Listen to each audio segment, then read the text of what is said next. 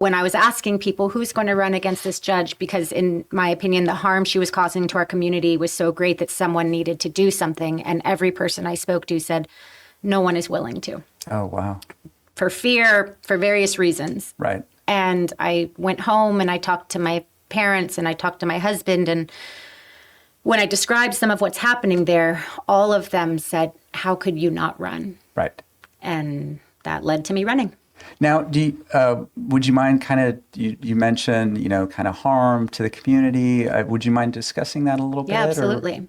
So currently in the 187th, which is the court I'm running for, and it covers all of Bexar County. Everyone in Bexar County can vote for me and should vote for me. The judge there puts everything in the courtroom on YouTube. She's colloquially referred to as the YouTube judge.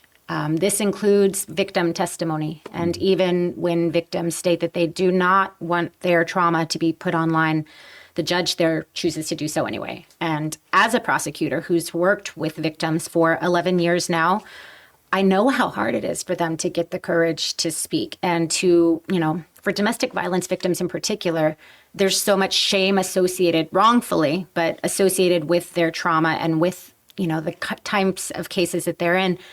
And so then to add additional trauma by saying you now have to choose between privacy and justice, it's horrific, frankly.